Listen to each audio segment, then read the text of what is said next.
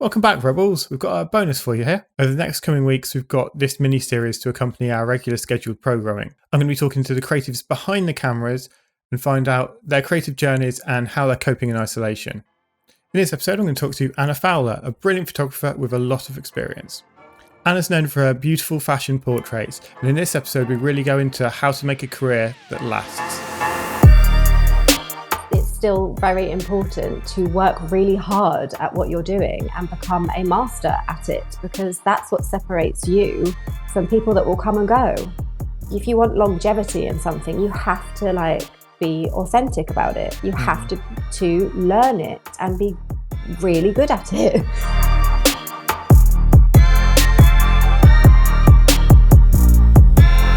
Hello, Anna. Hello, nice to meet you. Welcome to the podcast. First podcast I have ever done, by the way. Is it? Do you listen to podcasts? I do. I've started listening to a few. There's a few photographers that have started doing some podcasts.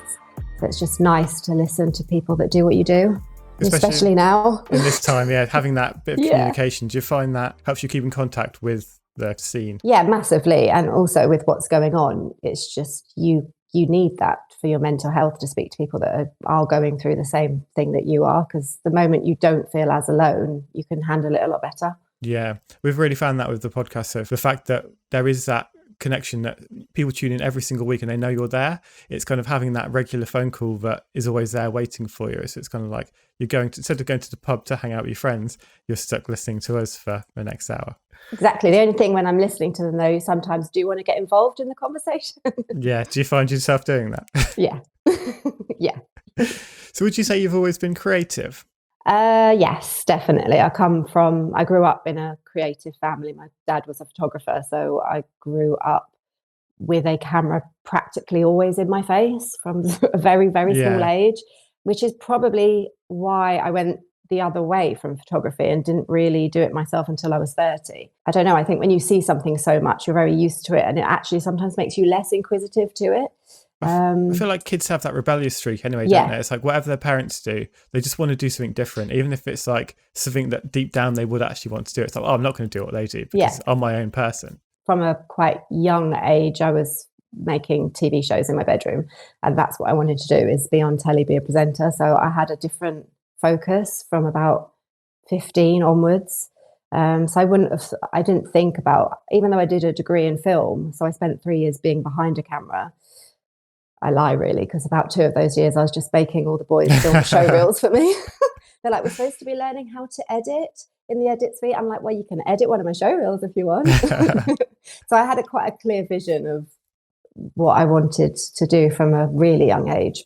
And it was always creative. There was never a question of doing anything other than something creative. Yeah. So when you were younger, what was it you wanted to be when you grew up? Well, when I was very young, I wanted to be a counsellor, and then my mum said, "No way, because you're way too like you would take it all on board. Yeah, it would not be good for you." And then within about a year after that, I decided I was going to be a TV presenter. A bit of a change. Back when I was a kid, it wasn't as easy as it is nowadays to have like a YouTube channel or a film on your phone. Yeah. I think we were lucky we even had a video camera that I used to put on a tripod, and then anyone I knew was roped into being a pretend pop star on the couch or doing an advert in the advert break. What kind of adverts did you used to do? Hair ones. Goodness knows, whatever it was at the time, probably chewing gum, toys. I was about 8. Yeah. So, I was very drawn in at the time. We had a lot of live television when I grew up in the 80s. Yeah. Even the 90s. There was more money in production. So live TV, which does cost more to produce, was a big thing. We had the big breakfast in the morning, which was amazing before school. Don't forget your toothbrush.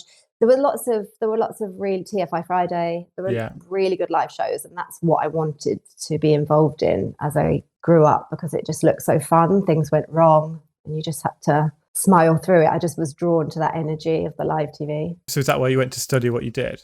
So I originally studied English and theatre studies, until I realised that the theatre, on my first lesson, we had to draw a bit of paper out, and you were an animal, and you had to go around the room being that animal to find your double, because there were 2 of each. Uh-huh. And I was like a peacock, I think, or something. And within about 3 minutes of being a peacock, I realized this was not for me because I was not taking it seriously, and 80% of the class were very seriously wiggling along the floor like snakes, Okay. etc. So I was like, this is not for me. Yeah. I can't do this. I'm too sarcastic for this. So I dropped out pretty much after about a month. Actually, I realized the whole course wasn't right. And how did that feel at the time? Because like dropping out is quite a brave thing to do, because a lot of people have that, like, oh, I don't want to let anyone down. Should I do it? Like, am I making the right choice? It wasn't good. I felt like I'd let my parents down. Well, my mum, and I had to come home. And I'd gone to Plymouth, which from Kent is. I wanted to get as far away from home as Yeah. possible. I grew up in a very small seaside town, and I was like, from 17, even younger, I was like, I'm out of here. Mm-hmm. So I picked like the furthest away in the country that I could kind of find. I just wasn't ready. I wasn't ready for university at 18. I didn't want to be at university. I think it was a trade-off with my mum that Yeah. I could go and be a TV presenter if I got my degree. So I think when you're doing anything that's not authentic to you, it's never really going to go well. So it was actually a relief when I left, if anything, because I felt like the whole time I was there, I didn't fit in. I didn't relate to the people. I wasn't interested in the course enough. So what would you say to someone then who's probably in that situation that you were then? Like, what would be your advice? It's really hard, isn't it? Because you feel like you know everything at 18, but obviously the older you get, you realize you know nothing at 18. But what you do know, and what you can always know, is what's in your gut. Like you have that gut instinct from a small child. In fact, I think you're probably more aware of it as a child because you blocked out the noise of everybody else. You can't please everybody in life. You have to obviously, think about others and how they feel and what they want from you, especially when you're under someone's roof. But you really do have to go with your gut instinct on things. It's not worth pursuing something that really doesn't feel right to you, because at some point, even if you don't do it when you're 18, 19, you'll do it when you're 40 or 45 and want to just completely change your life. And it's better, really, I think, to do it while you've still got more time ahead of you to love what you do. So at what point did you decide, like, film, that's what I want to go into? Well, so I dropped out. I had to go home, live at home, and I worked at immigration for a little bit in the docks in Dover, which was probably the only time I've had a real job in an office. Yeah. I only lasted like 6 months or 8 months or something. Wasn't very good at it at all. So I was like, well, this isn't for me. I can't sit behind a desk, and I definitely don't want to be where I was. So I was like, how do I get back to London? I need to get back to London. So I was aware that my mum was still kind of, I would like you to get a degree. So I thought, okay, that's how I do it then. Let's pick a kind of London university. And if I've got to study something, it's going to be film, because I was obsessed. I've always loved film. So I was like, if I study something I'm passionate about, I enjoy, then I'm gonna do all right at it. So that's how I got myself back to London. And tell us about that 10-year career. So my film degree, I finished at 23. I had my show reel ready to go. I'd already been... someone else built for you. Yeah, of course. I'm not very technical, as you now know. So I had that ready to go. And it was literally back in the day where it was on tape or was it on... I don't know, but it was tape or DVD. So you had to post it out to people to get seen by anyone. So I left at 23. At 24, I was sending out my show reel. And I got called in for an audition for something. It was called Bikini Beach, let's say. It's probably not what my mum was thinking of, journalism, the news. Up comes Bikini Beach. So I'm like, okay, I'm going to audition for this. Anyway, I didn't get it, which I was quite furious about at the time. And about 3 months later, I was handing out newspapers outside Goode Street Station in London. Yeah. We do lots of different jobs when we're younger, but it was raining. I was with this guy that was definitely quite close to 50 at the time and an out of work actor. And I was just like, this is miserable. Am I going to be you in 40 years time? Like still handing out these newspapers. And I got this call from the production lady and she was like, oh, so we gave the job to the wrong Anna. You were supposed to get it 3 months ago, but we called the wrong person and she came in and it obviously didn't work out. So it was your, like, please, will you come in? I was like, yeah. Threw my newspapers. Well, I didn't throw much, very dramatic, I'm lying.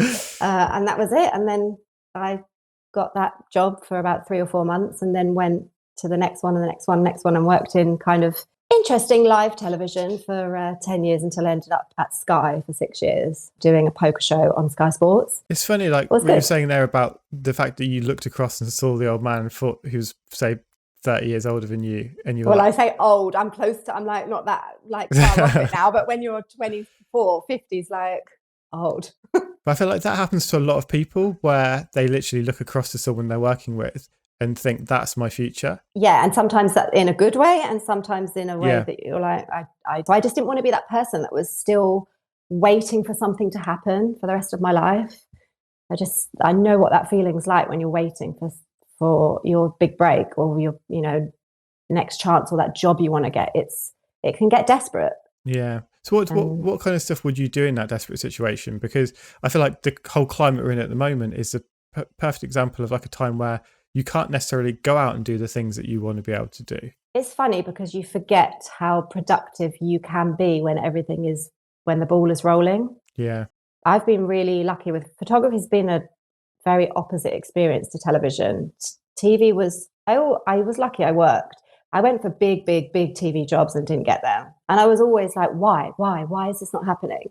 And then photography came along and I didn't put my foot down on it at all. I didn't ask for anything. It just literally fell in my lap.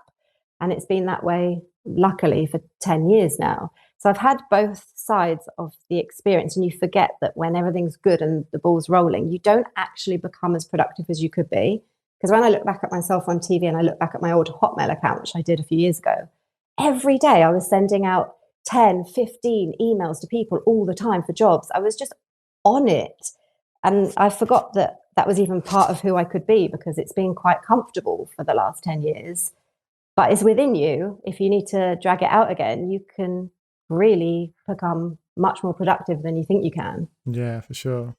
What was it that made you pick up the camera then? I was kind of getting a bit sick of the TV show that I was doing, and I decided to do a life coaching course, more so for me to learn about it than to be a life coach. But I was just I was learning at that point a lot of stuff about awareness.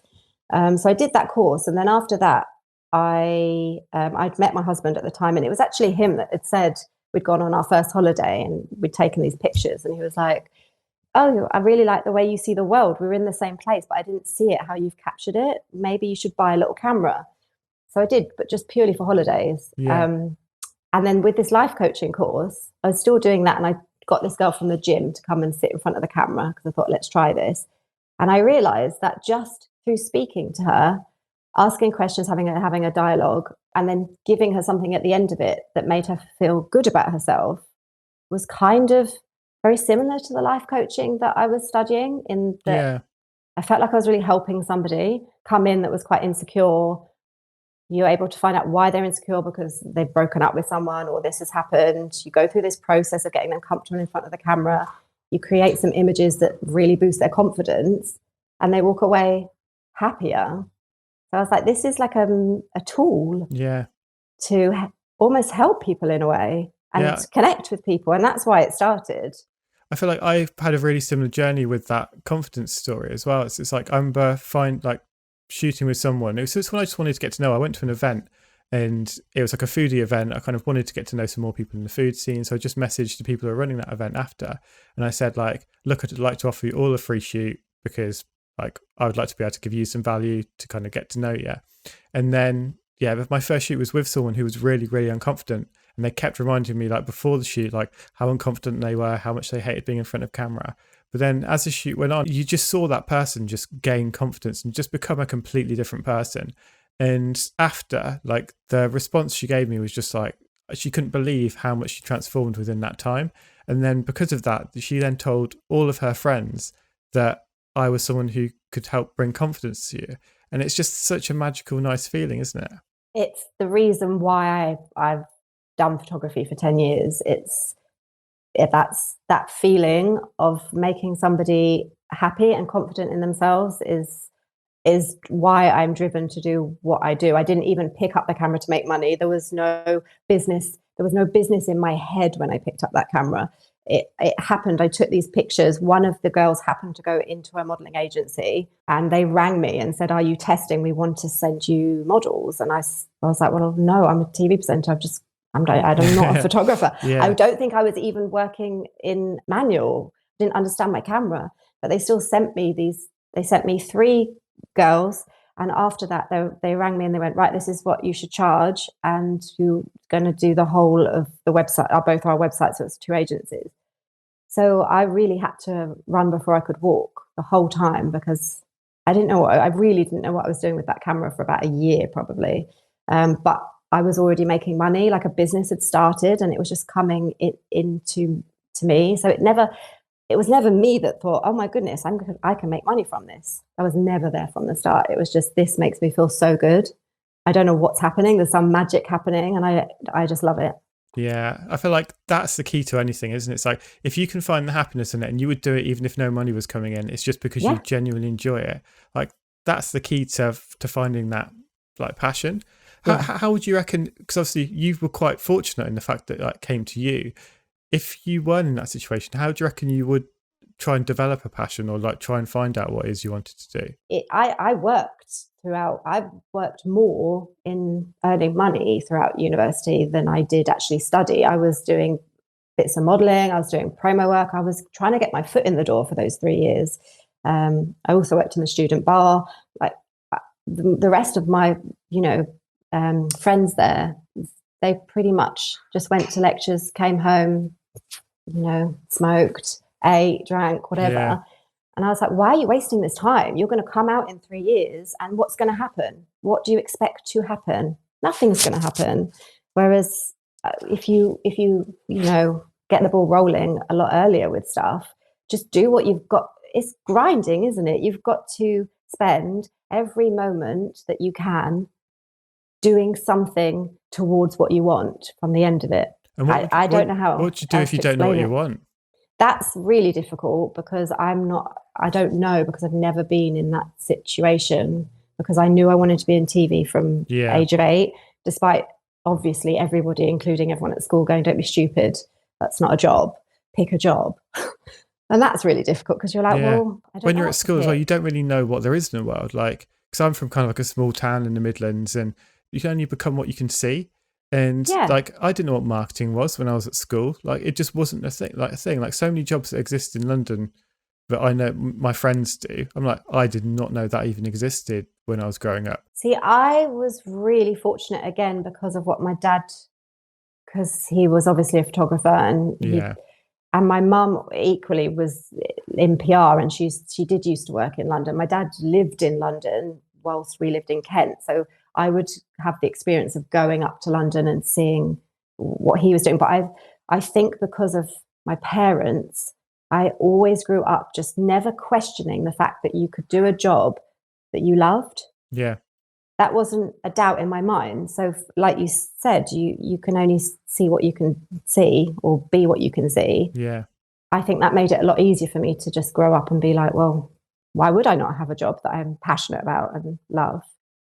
So I find it really difficult putting myself into somebody else's head like that. Yeah. Because that's so much harder, because if you've really got to envision it even more, haven't you? Yeah. From what? Like, from your own imagination. Yeah. Because we always kind of talk about how you don't just find a passion. It's something that you work towards, and like, it's only by trying stuff you realize whether you do like it or not. And it's not like, if I'd have said to you 20, 30 years ago, photography is what you're going to be passionate about, you'd be like, no, it's not, because your dad did it. Yeah. And it's not until you actually try something that you can realize that this is something that I genuinely love doing. This is something I want to get up tomorrow morning and just do straight away. I don't want to go to bed tonight because I can't wait to wake up tomorrow morning to go and do this thing. I look back at that happened in a period of massive change in my life. I'd left one relationship and met somebody new. I had to move into a new place. Everything was changing around me. And I always feel that in periods of change, that's when you really have to look out for the gems that can happen. Because when a shift occurs, it opens up a space for something new. If I hadn't have gone through a big shift there, I wouldn't have, there's no reason that I would have picked up a camera at all. Yeah. I was going down a different path. So change is really frightening and really scary, but beautiful, amazing things come out of it. So it's actually very hopeful. Yeah. I think as well, like so many people that we've talked to on our podcast, like they've gone basically exactly what you just said there. Something big has happened in their life, whether there's been like a health issue, whether they've been made redundant from work, like something big has shaken things up that has forced them into basically just exploring stuff.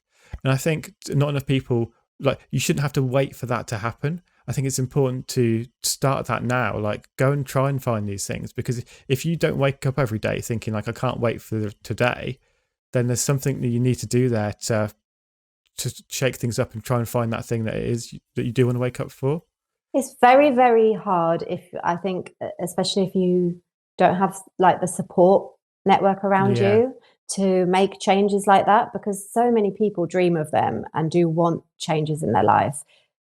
But you have to be careful about who you surround yourself with, because a lot of your friends, people want you to stay as you are and stay in the place that you are in, because it makes them feel more comfortable in their life, because they might not want to be in that situation too. And if you manage to change it and leave it and do something new, it just highlights how unhappy they are in their situation.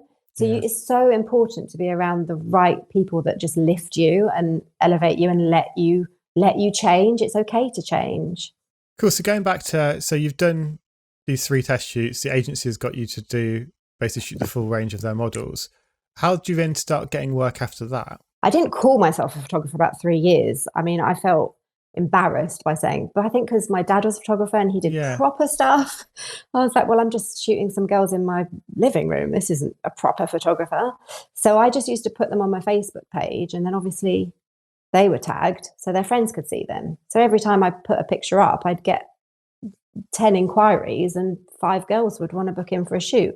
So it was very like word of mouth, basically. Why didn't you want to call yourself a photographer? And at what stage did it get to where you were like, okay, this is what I am now? Because I think when you teach yourself something, you feel like an imposter. You don't, you just, it's hard to explain, but I think I obviously taught myself how to use that camera, and I was aware I didn't know how to use it for quite a while, and shutter speed and ISO and the rest of it. I didn't know what that was for a long time. I was taking images that were nice, but behind it all, I was a bit like, well, if I actually bump into another photographer, what are they going to think of me? So I really wanted to know what I wanted to know what I was doing. I think I've always been that type of person that doesn't want to be judged on, maybe I'm quite ditzy, which you might have realized from the beginning of trying to set up this podcast. And I can't help that's part of my character, but it does mean that people are then like, she's a bit stupid. So I think I've always wanted to take my time with stuff so that when I do have conversations with people, I'm like, well, I actually do know what I'm talking about. Might not look like I do, but I do. So it took me a while to feel confident enough to be like, well, okay, I am a photographer. Was there a moment when you kind of changed your profile name to photographer or anything like that? Was there anything stand out? Yeah, I do remember doing that, and that was a good few years in. And what was it about that point that made that realization happen? I just think I'd been doing it. I had a big bulk of work that you really looking.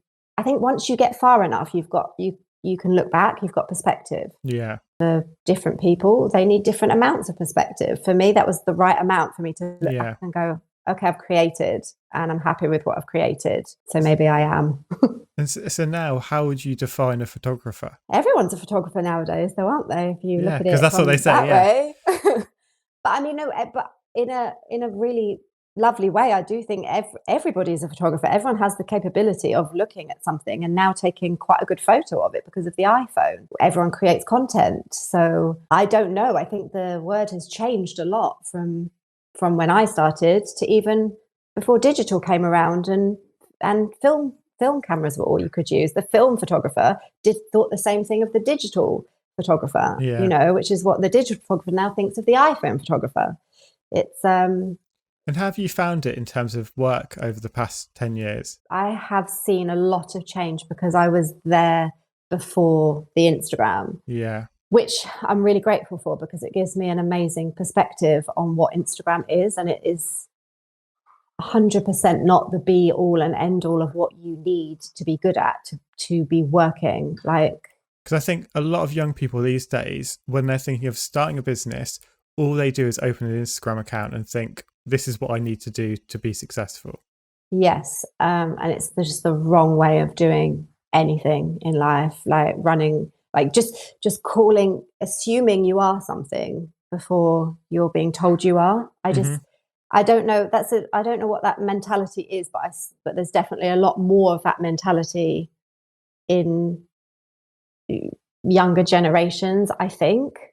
I don't know whether you would agree with me, but I know that my generation were very much not shyer, but almost didn't want to put ourselves out there as much until we really thought that we were worthy of it. I don't know, but that's how I feel with my peers and people I've grown up with. Whereas now, it's in a way, it's amazing. I think it's more in the line of, how America's always been in that it's that kind of get up and go, well, I'm this and I'm good at it and here I go, which is so good because I think a lot of British people are very like, I don't know if I should do that. Yeah, as Americans have that confidence to just go out there and be like, this is me, I'm amazing. Yes, but you've got to be prepared then for things to maybe not go as well as you think they're going to go, because it's still very important to work really hard at what you're doing and become a master at it, because that's what separates you from people that will come and go. If you want longevity in something, you have to be authentic about it. You have to learn it and be really good at it. Because how else do you expect to have a 10, 20, 30 year career in something? So for someone who doesn't count themselves as being very technical, how did you learn how to use a camera? Just press the buttons. No, I honestly, I don't know. I always knew what I wanted the picture to look like. That was first and foremost. Yeah. If I see any girl, I have some kind of skill in life in that I'm like, I know what she wants to look like. So the technical bit comes very much after for me. After a while, I think, because even YouTube videos weren't a thing back then. It's not like you could just go on YouTube and go, oh, how do you use this camera? Yeah. You didn't, unless you read a manual, and that's not for me. Yeah. How do you learn? So I think a few years in, I just remember seeing something then on YouTube that when it started, and being like, oh, that's what I'm doing. But I just never knew that was what I was supposed to be doing. And it's not, I don't think it's that. I've taught my husband to be a photographer. We work on weddings together. We shoot together. I think learning something technically is not the hard part. It's the vision that's the And how do you grow? harder part. How do you improve the vision? That's what will ultimately separate you from other people in life, because your vision, what you see through your eyes, nobody else will ever see, because it comes from everything you've ever seen in your life from being a small child that creates your vision. So no one's vision is right or wrong. Nobody's got a better vision than someone else, but that's what you have to focus on, which is why you have to not compare yourself to other people. Don't look at other people's work and don't copy other people's work, because you've got to find you within your work. Ultimately, you want someone to look at your photos and go, oh, that I know who shot that. Yeah. Because I feel like you definitely have that. You've achieved this style of, it pops up on my feed and I'm like, cool, I know who that is straight away, which is great. Like how did you develop that style over time? I don't think my style's changed that much. If I go through my old work and sometimes I'll put a picture up, I'm thinking, have I even improved? Because it doesn't really, in a way, you're like, oh, what's happened in the last 10 years? Because I don't think I've done anything that much better than what I did 10 years ago. But then in another way, I'm like, well, maybe that is my style then. I obviously things have improved a little bit, but I don't know. It comes from what you're influenced by, doesn't it? Mine's very much, obviously I mainly shoot women. That's what I focus on. And I have a style that I love women to, the way that I want them to look. And that comes from me growing up looking at magazines of 80s supermodels, probably. I don't know. I think that's my inspiration. An inspiration like nowadays, have you found that that's changed? Like, where do you go and get inspiration for now? I still buy magazines. I'm like the one person that is keeping print alive. And when we moved house, all those magazines came with us. My husband's disgust. Yeah, my girlfriend's the same. Like, we've got so many bits of paper in this house. Yeah, I found a box of tear sheets, which I did actually throw away because I was like, I just can't bring everything. But it was about that big, full of content that I'd pulled out back in the day before Instagram. I mean, now I'm probably like everybody else. I buy the magazines, but I mainly screenshot from social media for inspiration. And how important do you think it is to have a unique style? Probably the most important thing. Stop worrying about what camera you're using, what lenses someone is using, what lights, how many lights. Just stop all of that and focus on what you want to shoot and why. It's why. The why is the most important word when it comes to it, because if you're not coming from some authentic place, you're just trying to emulate what someone else is doing, you're never going to develop a style that is unique to you. Yeah, just focus on yourself and what you like, or what you want to achieve. It's hard. I know it's hard. What would your number one piece of advice be to a young creative starting today? Just expect to hustle because you need to, if you love what you do, you need to love it every second of the day. I did not put my camera down. I was sat up editing till 4 a.m. for about 4 years. Plus I was still doing TV. So I was doing nights on telly. I was shooting in the day, coming back, learning editing. I mean, I just didn't stop. Every moment of my life was absorbed by what I was doing. And that's, the more you do it, the more you create, more of it comes into your life. So I just don't think it's as simple as setting up an Instagram page and saying, I'm a photographer, so that's what I'm going to do. No, it's not as simple as that. Just work really hard, because if you don't, there are 10 people that are working harder than you. And also don't just do, I think from a business point of view, because it's obviously hard to be business and creative at the same time, but I have learned a little bit over the years, but I just don't get an ego. Yeah, sure. Because at one point I was booked up 9 months in advance for portfolios, and I was shooting them every day. 9 months. And everyone was saying, put your rates up, shoot less, put your rates up. But looking ahead of that in 6-7 years time, when I was like, well, it's not always going to be like this, because I must have a sixth sense for, people can take selfies of themselves on their iPhones. Yeah. I'm like, why would I do that? Because I'm going to put my rates up and drive people away. That doesn't work. And then also, once the peak has happened and it comes down the other side, then what you're going to do? Start dropping your rates massively again. I just think, I don't know. I think there's much to be said about finding a middle road when it comes to what you're charging and stuff like that, rather than being like, well, I'm really popular and I'm really busy, so I'm going to charge loads. Again, it doesn't work for longevity. Yeah. Great. I've really enjoyed this. Thanks so much for coming on. Where can people find you online? Anna Fowler Photog for Instagram. I think that's all I really use anyway, is Instagram. I think my website's not been updated for about 5 years. So well, you've got time to do that now. I know. Well, you would think that, but I've still got weddings to edit. I've actually got, I joked when we went into this this quarantine, I was like, if we come out of this and I've got my backlog done, I'll be surprised. Yeah. So that's what I'm hoping for at the moment anyway, is just get that backlog done. Brilliant. Thanks so much. You're very welcome. I enjoyed it.